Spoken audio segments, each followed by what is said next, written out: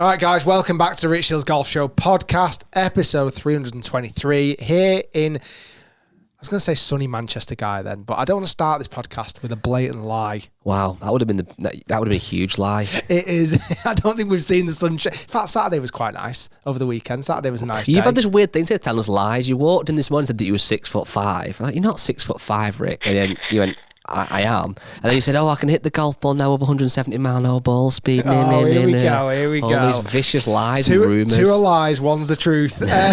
Welcome back, everybody. Hope everyone is good. I want to kick things off today by... lying through your teeth.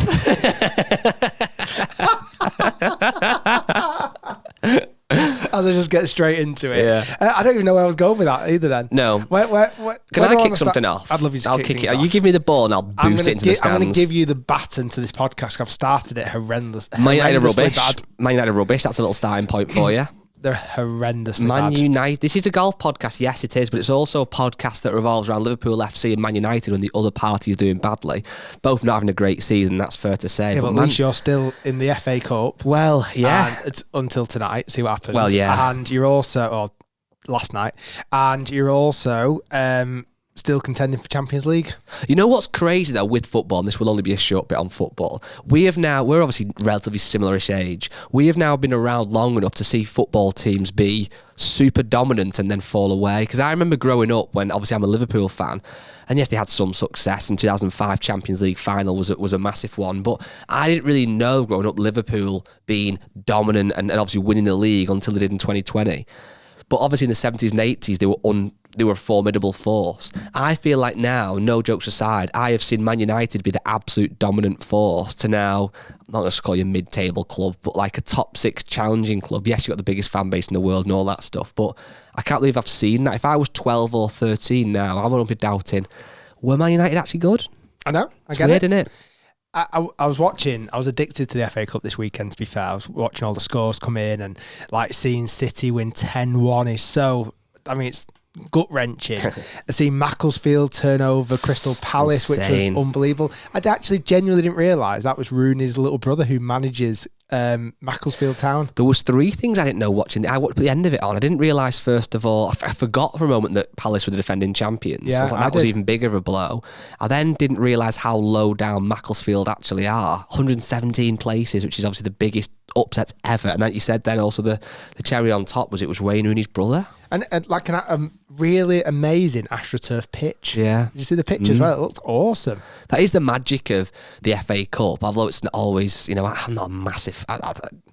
I'll watch it, obviously, but, I think in this day and age now it is about the Premier League and obviously getting into the Champions League, but those tales like that are what makes it magical. And it's kind of similar in a sense, but a little bit removed, like qualifying for the Open, isn't it? When these guys who are PJ pros or club pros or kind of journeymen qualify for the Open and potentially can live the dream and get their hands on that claret jug, that's where the magic is in sport. Like, what do the Macclesfield Town players do on a daily basis? Do they have normal jobs? I think they will do, yeah, because they're non-league, aren't they? So they're the money they'll be earning, it's probably still okay for playing football, but it's not going to be like... it's mental, isn't it? And they played so well. But yeah. The one thing I did pick up on, and this is a slight dig on, because the United stand, the Old Trafford, was packed for our match. You watch City's ground... mediocre, and Ed today has had the cheek to turn up in a Man City shirt. What is going on there, Ed? I got it free, so I thought. Well, they have to give shirts away. To be fair. Surprised you didn't get a season ticket pass with it as well. Speaking of being of sport and spectator sports and the crowds being full or not so full, I didn't realise, maybe naively, that I am a subscriber. Well, I knew I was a subscriber to Now TV, who we've sponsored the podcast before. For me, it's a great product. This isn't a sponsored ad read, by the way, but Now TV, you pay a monthly fee, you get access to sport. Now That's very TV. good, that. I'm sure we're not getting paid for this. Sadly not. However, I didn't realise, somewhat naively, that when you subscribe to Now TV in the sports package, not only do you get access to live sport, you get access to things on like a catch-up service, which I didn't even really ever know before. And at the weekend, there was nothing on the TV, so I kind of scrolling across the Now TV sport catch-up stuff. And there was it's long. I can't help but I feel like this is It's sort not. of ad. Yeah, they pay me 50 million grand for this. You don't get any of it. There was TGL was on there. Okay. I thought, you know what? Last year I dipped my toe in, and when I say dipped my toe in, it was like literally putting my toe into the pool, going, "That's too cold, I'm out." That was all the toe got dipped. Didn't even get into the little toe, just big toe dipped in. Right, no ankle, no knee. And you were ignoring the people that got in and say, it's not actually that bad once It's you're not in. that cold. Not that cold. Shut up, it's freezing. It's actually warm once you're in. Yeah, no, I You're wasn't getting ignoring in those completely. This time I thought, you know what? I'll dip the feet in. I'll sit at the side of the pool. I'll dangle the feet in, and I'll just see what it's got to say for itself. This TGL business. And what was the temperature like? Well, allow me to elaborate. I'm all for golf being different and growing the game and all these kind of things that we hear about. And obviously Liv has tried to do that, and in some ways successfully, in some ways got his critics. We kind of know that. We've spoken about it in depth on the podcast, and you've been very vocal on things that Liv could do better or that is doing well, etc. And we'll come on some kind of Liv stuff a little bit later on. But TGL is obviously very different. It's obviously an indoor simulator league. I'm sure a lot of people watching and listening to the podcast have either tried it or are aware of it. And They've also just announced the WTGL. WTGL, the women's version of it. Is that next winter? I think that's next year from what I gather. So it's obviously going nowhere in the sense of it's not going anywhere. It's here, it's to stay. So I put it on the other day at home on the weekend. My wife was kind of watching it a little bit as well, kind of loosely while I was just putting it on. And the first scenes you get is the players walking from the cars into the SoFi Centre. And it's a little bit forced because, you know, as much as I love golf and I love golfers, we're not the coolest sportsmen in the world, are we? We're not LeBron James. We're not Virgil van Dijk. You know, we're Rory McIlroy and Justin Rose, who we've been lucky enough to film with. Justin Rose is an unbelievably nice man, very, very cool in the golf world, but he's not a LeBron James, is he? He's not a David Beckham or anyone. So you're seeing these guys kind of walking in, and it's like trying to be different. It's not, you know, okay. Who's the most try-hard player you've seen so far? In golf or in this instance? In that instance. I have one name that comes to mind. I never think Rory looks as cool as he could do, but I don't think he tries too hard. I think Billy Horschel is a bit try-hard. Yeah. And I tell you who kind of is a bit try-hard, but it works because he's young, is Minwoo Lee.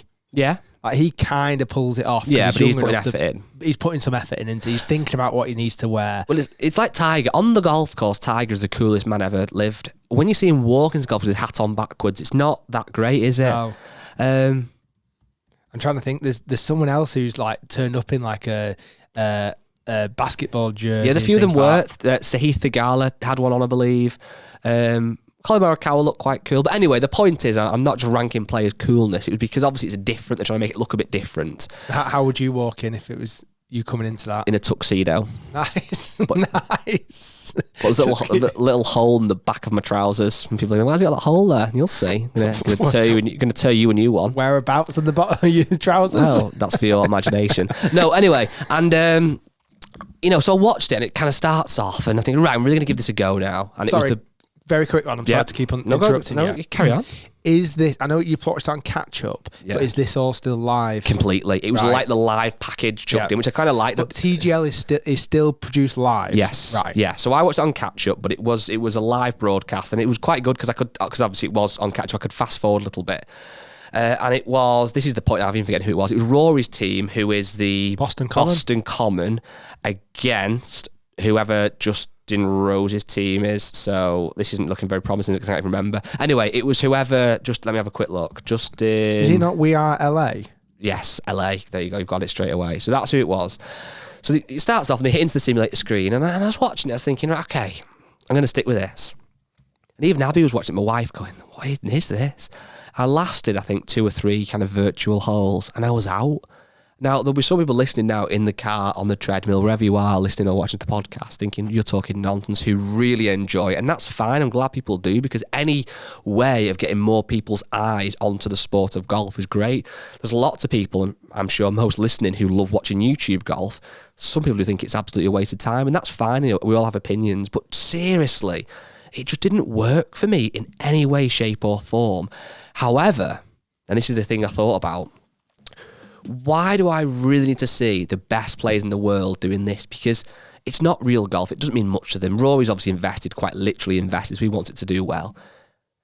This feels like, to me, the perfect opportunity to have a celebrity and or a YouTube golf creator on the team. Imagine if you had Grant Horvath, yourself, Bob Does Sports, whoever, who were actually playing on the team with that extra level of jeopardy and extra level of camaraderie. I think that would massively elevate it, because it's not even like you could argue and say, oh, it then makes golf look stupid and looks down at professional sport. It's like I'm saying give Grant Horvath an invite into the Open Championship. That would be ridiculous, and that would make a bit of a mockery of the sport, granted. But give Grant Horvath an invite to TGL. Yeah. Do you know what I mean? That would really give it an extra level of something, I believe. Or even make it mixed. Why does the Women's League have to be its own league? Make it different, but also give it some... Imagine if every team had a male professional, female professional, creator, and maybe sports sports star. I want to see a shank that misses the simulator screen. I know the health and safety won't want to see that, but I want to see a little bit more. It's just kind of like, it's fun and it's different, but then it's also quite still real with the green and stuff. And I don't know, it just didn't feel like... From what I've looked into compared to last year, and I definitely got to at least, you know, when you go into a pool and you're in your swimming shorts and you get your legs in, and then you're up to the point where you're at the waistband. Yeah. That next little bit... Tackling or tackle out? Tackling. But waistband level upwards, that's where it feels cold again, doesn't it, right? I definitely got to that point last year. Like, I was like, I'm going to really give this a chance. I'm wasting, I'm waistbanding. There was a couple of things that I didn't like it live. I think it's a terrible live event. And every time I have tried to watch it live, like you, I genuinely have lasted 2 or 3 holes max.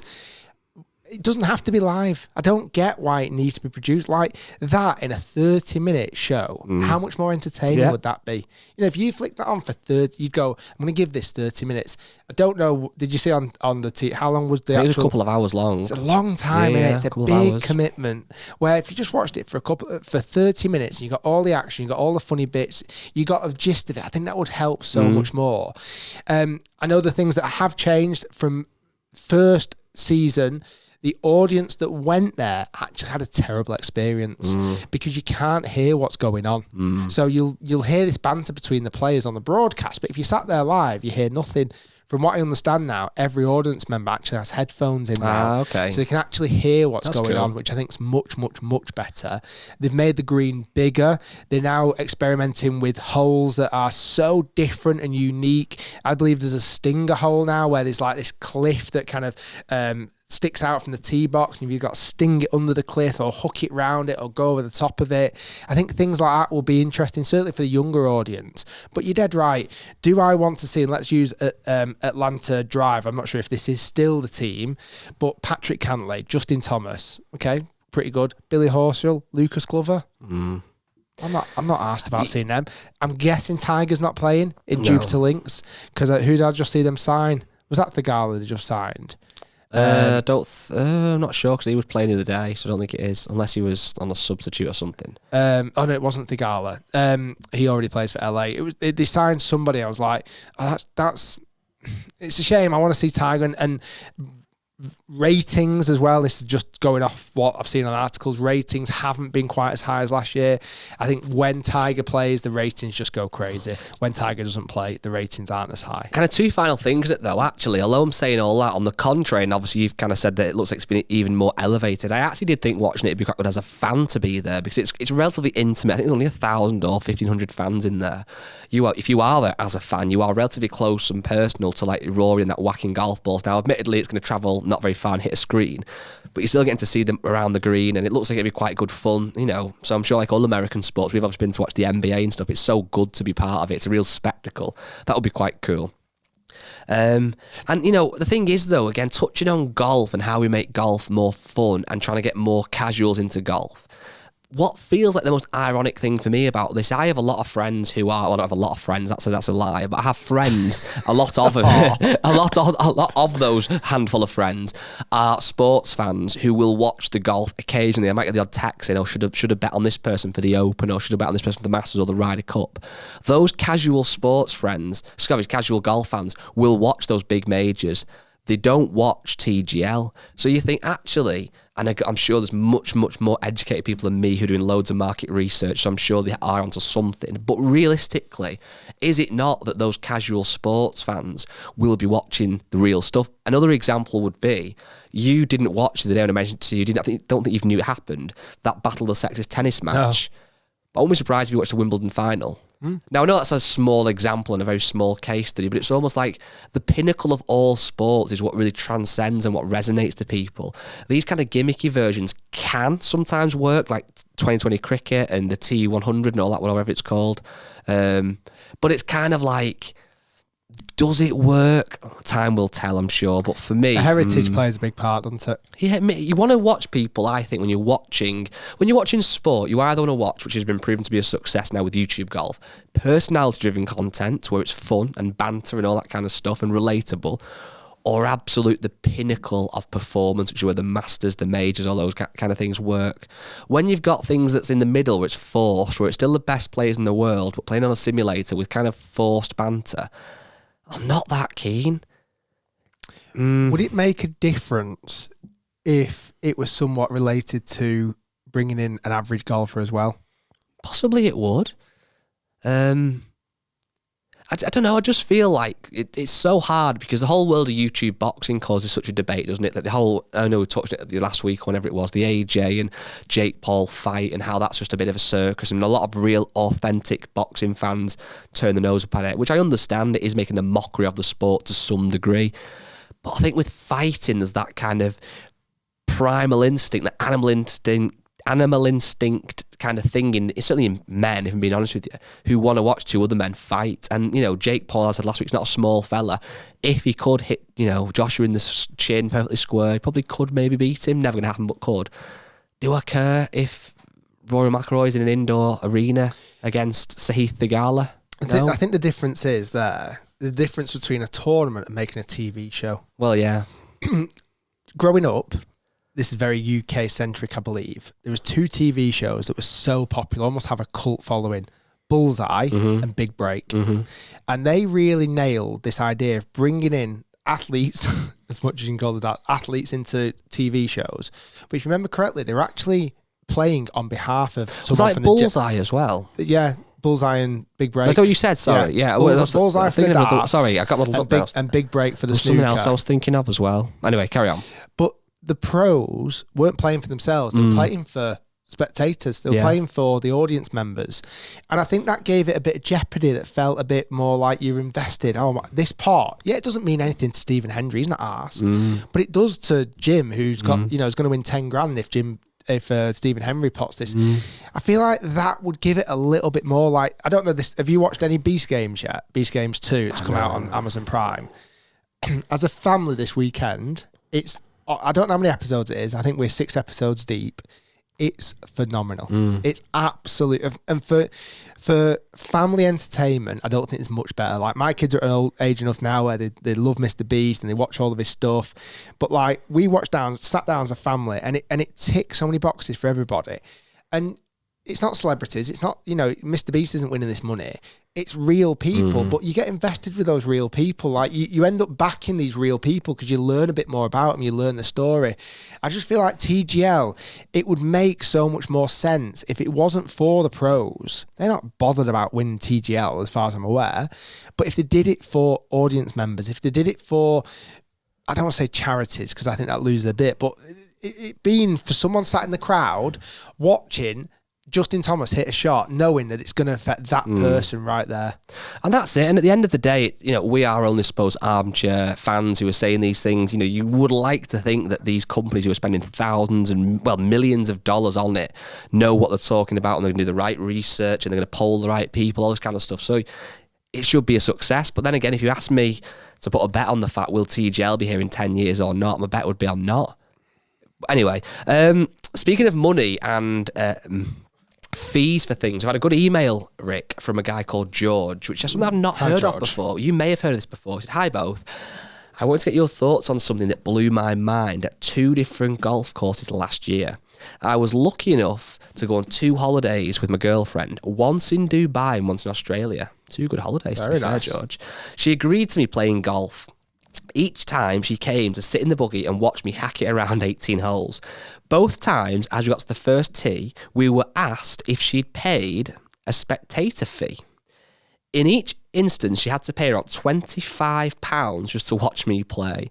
I was already stretching her generosity to use some of our holiday time to play golf, but then to have to pay for the privilege of her watching me duff, shank and lose golf balls seems outrageous.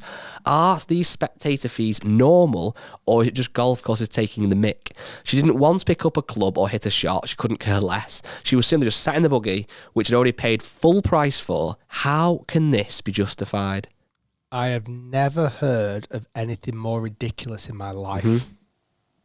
That is absolutely ridiculous. And he's encountered that in 2 separate occasions. Yeah, Australia and Dubai. I've had it before. Really? Yeah. Because all our family holidays were all to like golf courses. My mum used to have to pay to come round. And what's the rationale? No rationale. It's just more money for them. I've never ever. Have you heard? I've never ever heard of this. The only thing I could borderline say is some level of quote-unquote rationale is that they might say, well, there's a good chance that you might like hit one putt on the golf course, you might hit one shot, so we're going to charge them for that. That's the only angle I'm clutching at straws. Yeah, looking here online, a spectator fee in golf, often called as a rider fee, is a charge for a non-playing guest riding along in a cart, typically covering cart wear. We're clutching at straws. Insurance and revenue ranging from $20 to $30, like a cart fee. The only one in hindsight, insurance possibly. If he drove around a corner and she felt the buggy and they tried to claim, potentially, but again, somewhat clutching. I've honestly never, ever heard of that, and I think it's ridiculous. Well, there you go, George. I think that's ridiculous. Would you like to reimburse him his £50? Yes. Yeah, I will. I think that's ridiculous. I've honestly never, ever heard that. No. And I can't, I mean, if obviously this is just online, covering cart wear. What? A passenger is going to incur $30 worth of wear on a seat on a buggy. You know, it'd be an interesting experiment to get one person in a buggy to do laps of the golf course over and over and over and over and over again for a long time. Then get another buggy, it's exactly the same condition, with 2 people in to do laps and laps and laps and laps. See how long it takes a second buggy to actually accumulate £30 worth more of wear and tear versus the first buggy. I could show the weight of, certainly in this case, a female. I don't know the size of George's partner, but you know what I'm saying? She's a relatively normal sized female. She's not going to be that heavy, is she? So what's going to happen next? You have to stand on scales. Well, that's just at airports. Don't get me started on that. And it determines how much you pay. I think, honestly, I can't get over that. Yeah.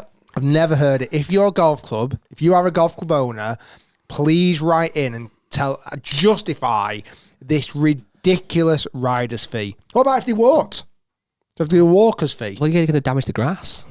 So that's going to take an extra greenkeeper to maintain that grass. Yeah. Yeah, who knows? I've honestly never heard that. I think it's ridiculous. It is a strange one. Giving the listeners and the viewers of this podcast a little tiny treat that they shouldn't really be getting, but we're going to give it them anyway. This podcast will be going live on YouTube probably at 12 o'clock midday UK time tomorrow, but live as an audio podcast at midnight the early hours of Tuesday.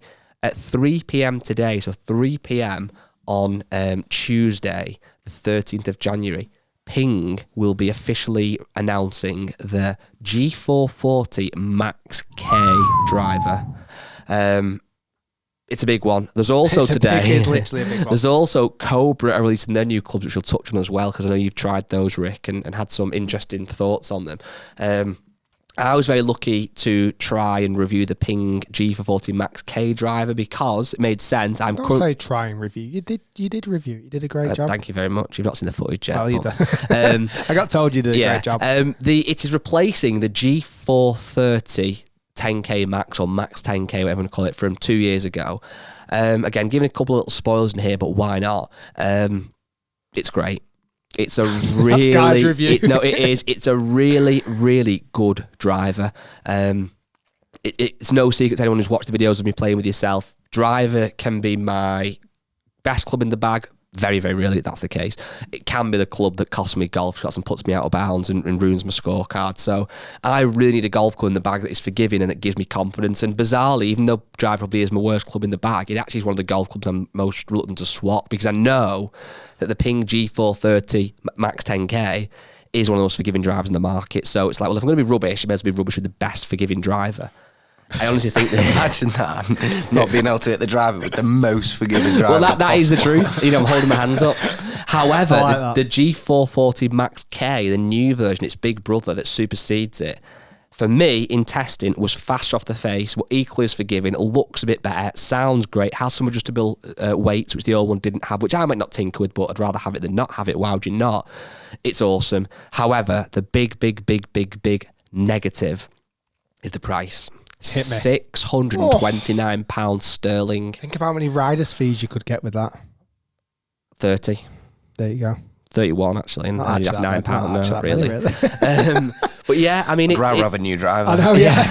It's leave your missus at home. It's a sign of the times with drivers. Ping won't hide from the fact that the Max K driver or 10K of last year is their most kind of premium driver. It's the price point that is the most. It's got lots of technology, lots of kind of carbon fibre in the head. You know what's interesting? If you ever talk to very, very casual golf fans from many, many years ago, 30 odd years ago, they really, whenever you talk about Ping, it's like, oh, Ping's expensive. Bloody hell, Ping's expensive. Like, that's an expensive brand.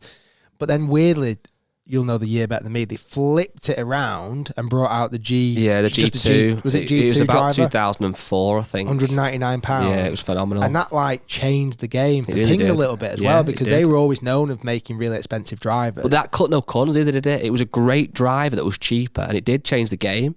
I mean, the other thing as well, and we've touched on this before in reviews, because Titleist do a very similar thing. One thing, and I did say this in this review, that really frustrates me, maybe I'm going over the top with this by the word frustrate, but I can understand why it would frustrate others, is that Ping released the G440 lineup a year ago. So 12 months ago was when they released the kind of normal driver, the Max driver, and the LS driver. In fact, was there a normal driver last year? Let me double check. But anyway, it's now a year later, they released the Max K driver, which isn't to replace any of those, it's to sit alongside the drivers and be an extra model. And I think, I know it's not that much of a surprise this year, because last time they did it for the first time, they released the Max 10K 12 months after they... currently Ping offer a Max, an SF Tech and an LST. That's the 3 drives, and they do also the high launch version as well, all of the G440. Now, 12 months down the line, they all stay in the family, they all still are current, but there's now a Max K driver. My theory is, if you're a big die-hard Ping fan, or anybody who's wanted to buy a new driver, and 6 months ago, 9 months ago, 12 months ago, whatever the case may be, you went to your local retailer and tried out the drivers and got fitted for the Max driver and loved it, you've now got a driver 12 months later that's still part of the family that might actually suit you better. And that, for me, hurts a little bit, because Ping knew they were going to do this. They did it last time again with the G430 10K Max, brought it out later. I understand why Ping do it from a financial point of view. They obviously want to make sure that every year they're releasing a new driver to align with the TaylorMades and not losing market share. So when they release that Max K today, that will bump up their sales. It might actually help sell some of the other drivers. It makes it still feel current. But then they can still have the kind of mantra of, we only release a driver every 2 years, which isn't really it's not true. Really the case, is it? No. Because this could easily be called a different driver. Yeah, exactly. And, Titleist has done it with I think it was the TS R2 and 3 they had, and then later on they had a 4 and a 1, which was for the super good player and the super high handicap player. But why, if you're releasing a family of products, release them, let the consumer decide on which is best for them, and then that's that. So that's a bit naughty, it's a bit silly, but I also do understand it. But great driver nonetheless. Cobra, I think I've hit it actually. I've hit the Ping as well. I've not fully reviewed it, but I've hit it. Cobra, very impressed with the Optum. Forgot that's the right name, isn't it? Optum. Yeah. What's the Callaway one called? Is that not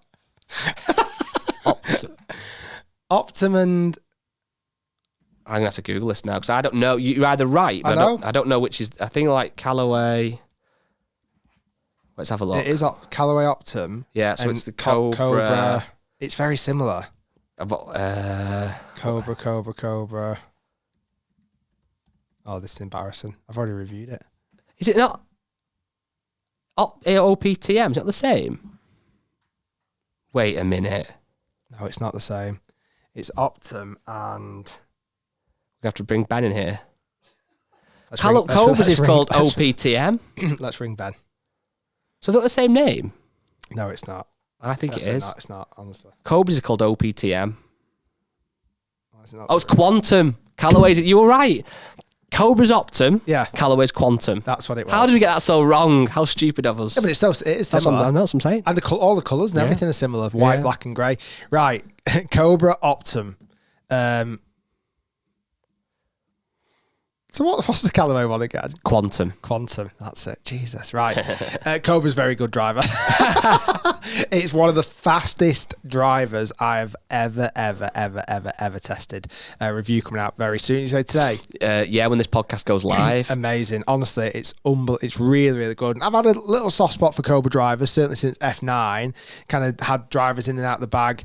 This one, again, is a real contender. I think it's an unbelievable driver. I really do. Yeah, excited. And again, you know where to be locked into if you like golf equipment, and who doesn't. Head over to Hit Golf, subscribe. Loads of videos coming from Rick, obviously, on all the big dogs. You've got myself reviewing a bit more of the kind of stuff for the guy that isn't quite as good as he once was. Lots and lots of products. By the way, just a quick one, going back to rider's fee, this has been going on. I've just found an article, a forum, from 2015.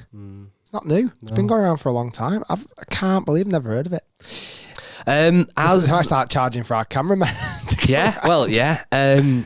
As one door closes, another door opens. The door for Live Golf very much closed for Brooks Koepka, and there has been rumblings now online that he's actually reapplied for his PGA Tour cards. That'll be very interesting to see what happens there, if the PGA Tour welcome him with open arms, whether he has to sit out till August of next year.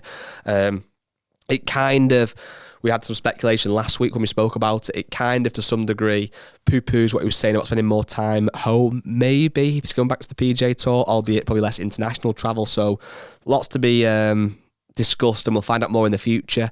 I actually think, and you might disagree, Rick, you might agree, probably the best thing that PGA Tour could do is let him back on. That would be the best for them. But at the same time, they've got something to prove to the players, haven't they? To say, look, if you do leave and go elsewhere and you want to find if the grass is greener, you then got to wait to come back. So it's a very difficult question. Yeah, I think they'll probably want to reimburse him straight away because, like you say, I think that plays into their advantage. I think there would be huge uproar from a lot of players on PGA Tour going, whoa, what the hell is going on here? Rory recently went on the Overlap podcast with Gary Neville. Got some great sound bites out of him again this time on the podcast, and he was saying he would happily welcome Bryson, Brooks, all these guys back, but it's not him that they've got to convince. I mean, it'll probably just be, let's be honest, it'll just be a decision on Tiger's desk. Do you wonder, here's an interesting question for you before we get on some other topics around obviously Liv, and do you think that the major championships, so the RNA and the Masters and the USJ, etc., PGA of America, do you think secretly they love this kind of somewhat friction because it really amplifies the majors even more? I think they played a perfect game in all of this. I didn't expect it. I expected one of them to go, none of the Liv guys are playing. But I think they've been quite clever in the way that they've kind of just stepped aside, They're almost like the parents, aren't they? Yeah. They're watching the kids fight and going, well, it's nothing to do with us. If you want to play and you're eligible. I think they've not made it incredibly easy to be eligible because of world ranking. However, that's not their fault. That's their rules. Like if you hit the criteria for them and you're in the world rankings, etc., you're in. I think the world rankings haven't probably played the right game. They've been a bit more friction involved. But yeah, I think the majors now have ridiculously more elevated, and I'm sure they're absolutely loving it. Yeah, and then speaking of, obviously, again, touching back on Liv, this weekend they had what's the actual promotions to get? Obviously, there was 3 spots up for grabs for people to try and qualify to basically join Liv Golf as a wild card. Full season spots, so let's be honest, very, very potentially lucrative spots. If you do well in a few of those Live events, you are making some serious dollar. And there's a few kind of well-known names who were in the field. There was Lucas Biergaard, who a lot of people know from his time on the DP World Tour, etc. There was the old school name that I saw. Where's it gone now? Of Chris Wood. I think he's actually weirdly there was 2 Christopher Woods playing. No way, what's one that? From Australia and Chris Wood from the UK. There was Tom Lewis, who we filmed with before, who's obviously been on the PJ Tour and DP World Tour. John Catlin, who's been knocking at the door. Lots of new names. Yeah. Alex Noren, I believe, also was in there. I'm not sure if he actually did. Alex Levy as well was in there. Alex Noren wasn't in there. I think he rumoured to be. He wasn't. No, because he just was Ryder Cup vice captain. So surely Alex Noren wouldn't have gone. I'm sure I heard rumours that he was going to be entering. Anyway, he's not. Loads and loads of names and a familiar name qualified, and it is an unbelievable story. Anthony Kim. What a journey he has been on, and absolute fair play to the guy. He has worked his absolute socks off. He honestly, if you follow him on Instagram, he is genuinely one of the hardest working individuals, certainly in the last couple of years.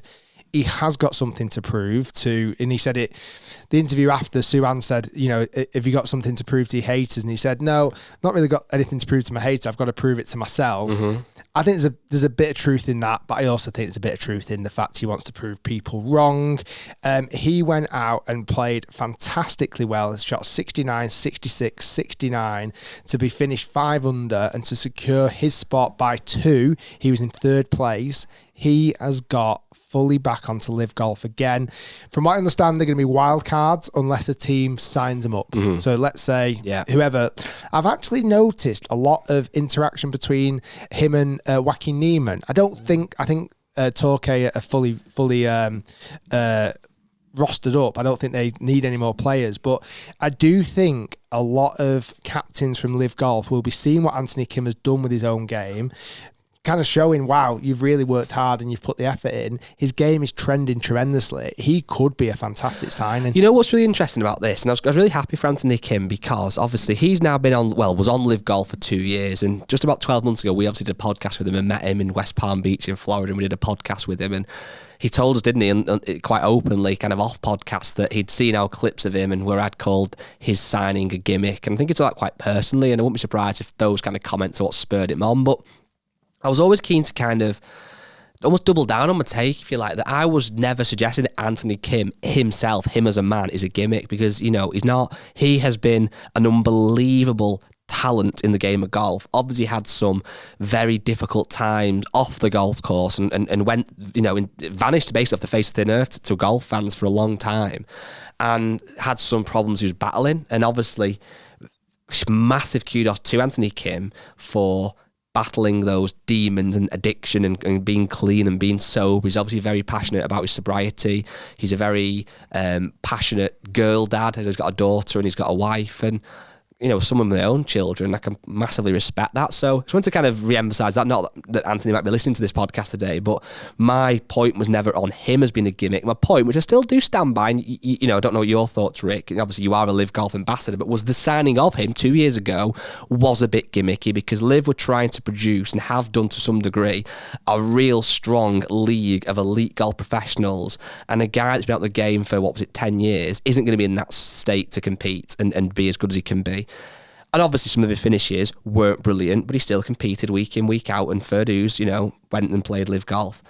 With all that said and done, the fact that he has now qualified through their official kind of entry, if you like, to get on to Live Golf and earned himself a spot with scores of 69, 66, 69 against some, like a Lucas Biergaard, genuine talent.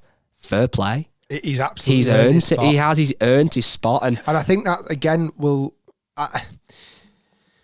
obviously being so heavily involved last year, I would say there was a little bit of friction between players and Anthony Kim. I don't think he was the most liked there, and he was a bit of a lone wolf. He kind of obviously wasn't part of the team. I don't think many people got on with him, and I think maybe some people resented the fact he might have got drafted into Live, and he kind of was there as a bit of a selling tickets or a bit of a news headline article. I think he'll be much more respected going into next year or this year now, 2026, when he tees it up in Riyadh. And you think about that, this will be 2 years ago, pretty much to the month. Then he teed it up in Riyadh for the first time. That's right, isn't it? And he wasn't great. Like, he shanked it. He kind of chopped it around. He can now consistently shoot under par. He did really well at International Series at the end of last year, which I think he would have played International Series had he not got on to Live Golf, because I believe the top 10 after the 3 spots get full exemption into International Series next year. So he would have been playing professional golf somewhere. The fact he's back onto Live Golf, like I say, it wouldn't surprise me if he gets snatched up by a team. It really wouldn't surprise me if he goes on this year to do unbelievably well. And I want to see him on a podium. I want to see Anthony Kim on a podium. He's got his life together. He's now really working hard. It looks like he's got a clothing sponsor from Melbourne. He's dressing smarter, because he kind of, again, when he first hit the scene again, he stood out quite a bit. He kind of didn't look like a professional golfer.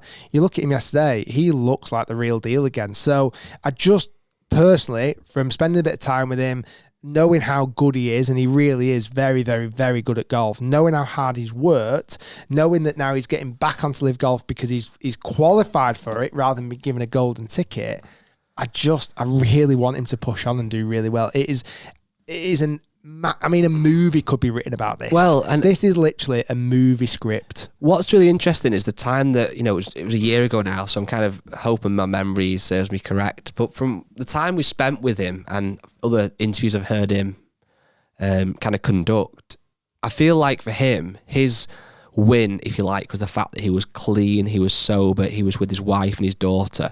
The fact that he was playing golf was almost like a blessing. And I think although any golfer of any standard, but certainly professional, they're so competitive, they have so much drive. He obviously wanted to do well in tournaments, but I kind of did believe him in a sense that even if he came last, I'm still playing golf, I'm still healthy, I've still got my family. And that's quite a powerful mindset. But the fact that now he has, again, legitimately earned his way onto Live Golf and can stand there, with his chest out and his shoulders back and feeling proud that he deserves to be on that range, on that golf course, fair play. So, fingers crossed he has a great season. He's obviously got the potential to shoot some good rounds of golf. The difference now for Live golfers is that it's 4 rounds, obviously. It's 4 rounds of golf, which, yes, most of them are used to because they've come from DP World Tour and PJ Tour, etc. But it is going to be a bit of a change this year for them, more golf. Lots of travel, etc. But let's see. I weirdly think it might suit Anthony Kim again a little bit more, because he seems to be at the moment, and his scores even from this week have definitely shown that he's got more consistency. He always was last year that he had one bad round that would kind of kill him off, really. Where in 4 rounds, I feel like your one bad round everyone's going to probably have one mediocre round as long as you string 3 really good ones together. So fingers crossed that it might play into his advantage. But big shout out to the guy. I'm really impressed with him. It'd be nice to get him back on the podcast, actually. We'll see if we can do that at the start of the season. Just to hear what when he got relegated last year, what did he actually think? What was his plans? Was this the dream? Was it the dream to get back onto Live? I'm sure it was. How did he do it? How's he worked so hard? Honestly, if you follow him on social media, he is out there on the putting green every day. I'm sure I saw clips of him even practicing on Christmas Day. He has got it. Yeah. Which I'm impressed with. I've not. I've definitely not Scott either. Templeman, Rick, has said, this year, 2026, is Rick going to try and qualify for the Open? I wouldn't rule it out, is my answer. I wouldn't rule it out. I want to see the dates, actually, because it's normally start of June. I bet has the qualification dates come out yet? I've seen that Pete's doing US Open qualifying as well now. That's a great idea.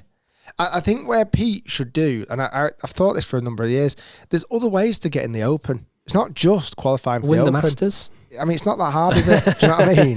But you can genuinely, it wouldn't surprise me. I don't think the Egypt event that he played in, a lot of national opens do. Yeah. I feel like he can get some invites to national opens. And if he gets that, I think, again, I'm not saying he's guaranteed, but at least give yourself 10 chances to qualify for the Open as opposed to just 1 or 2. I think, listening to, so again, those who are listening, I'm sure you're aware that Peter Finch has done a series like Rick for many years. He started. When did you first do it?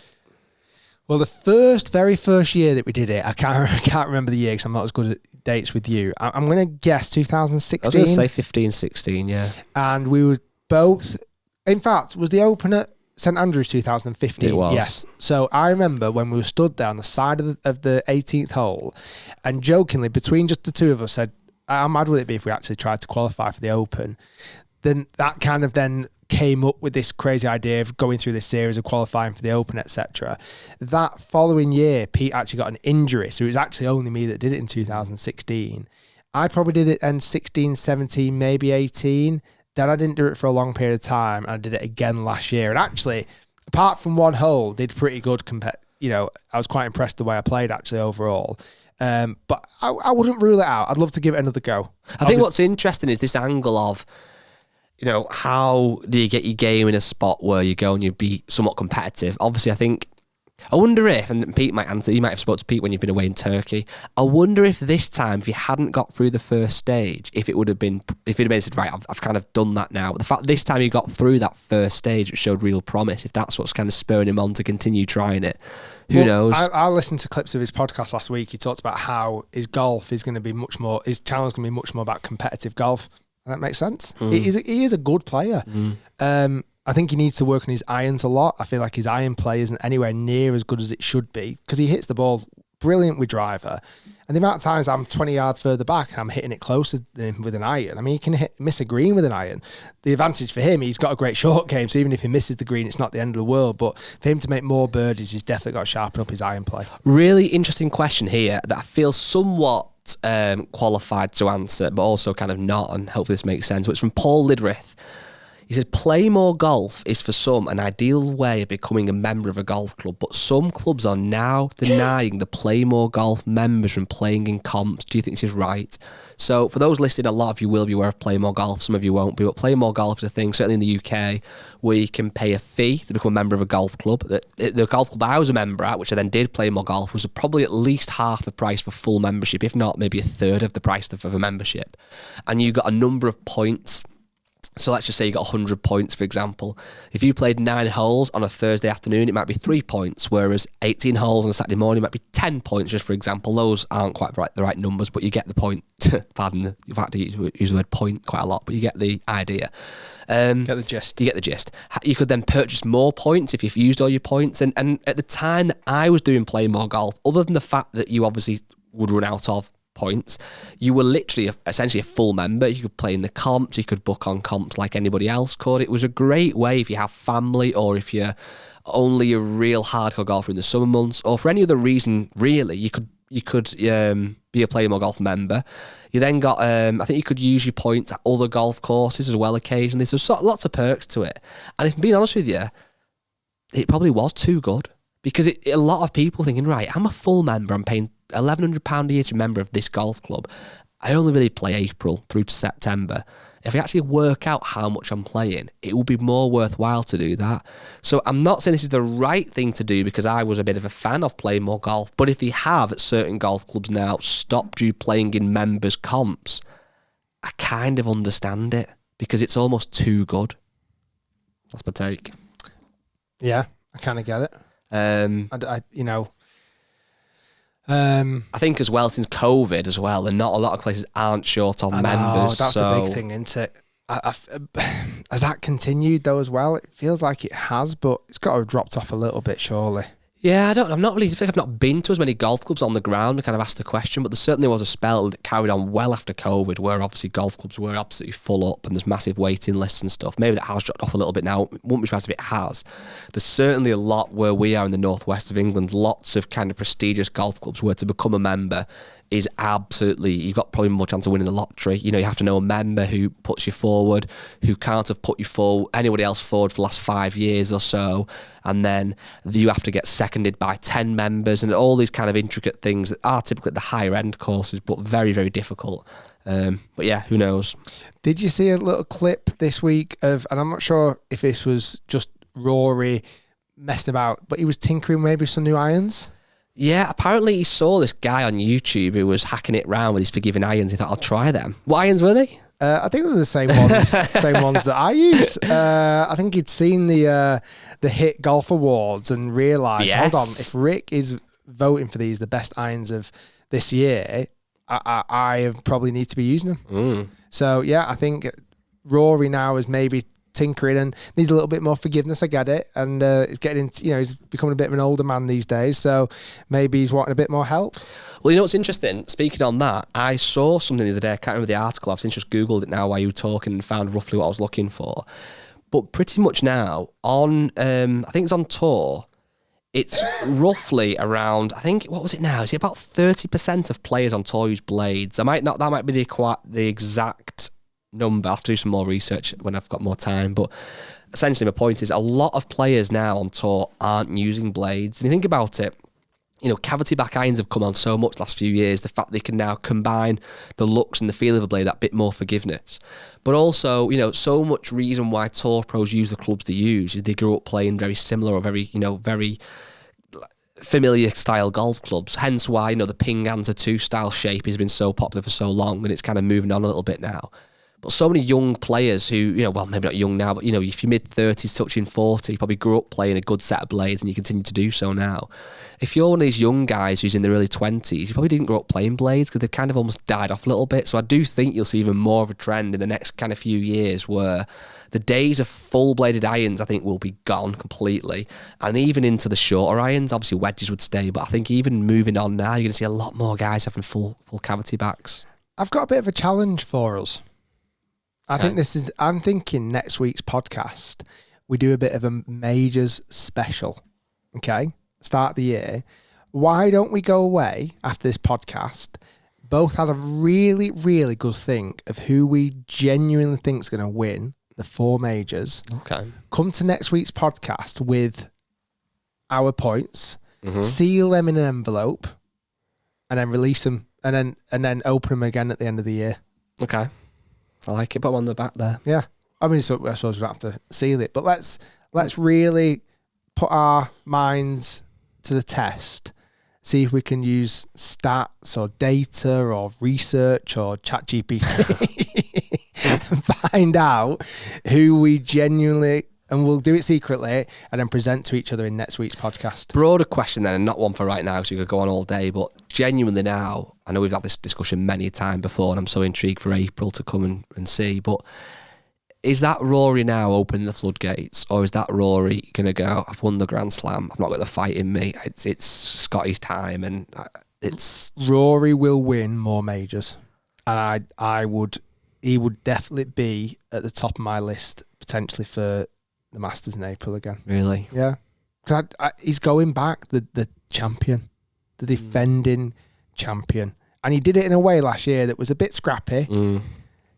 I think he'll have a bit of a point to prove, but also he doesn't need to prove anything. Like, he'll go out and just freewheel it. I honestly think he's going to have a phenomenal Masters. No, I don't disagree. I think you can't, again, sounds so obvious and so boring, but you can't look past Scotty, can you? It's... And that's fine if that's who we're going to pick, but let's yeah, no, have a really good think. I'm going to try for next week, and we'll go through the 4 majors, thinking about venues and where they're going to be hosted, and who's that going to suit, etc., and see how close we can get. Surely if you put Scotty for all 4, you're going to get one right. You'd imagine so, wouldn't you? So you might actually win with one. Yeah, there you go. And let's maybe do a point system. Let's maybe, if your player wins, they get 10 points. Second 9, 8, 7, 6, 5, 4, 3, 2, 1. So I've got to go in top 10, and then see who gets the most points by the end of the year. And probably to Ed's point, if you said Scotty, you're probably going to get 10 points, 8 points, 7 points, 10 points. It's interesting. I think, again, I've said this so many times, but I really mean it. The major championships now really are so exciting, and I cannot wait for the Masters. Which weirdly now, the fact it's January, and it's kind of essentially not far from mid-January, let's be honest. The Masters is only April. It feels like that was quite recently that Rory won. Like, that feels like that was the last major of the year almost. I can't believe that. Like even the Open doesn't feel that long ago. Time is moving fast.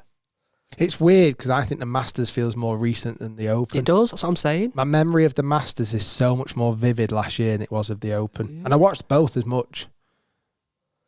Yeah. Right. Thanks for listening, everybody. As always, appreciate it.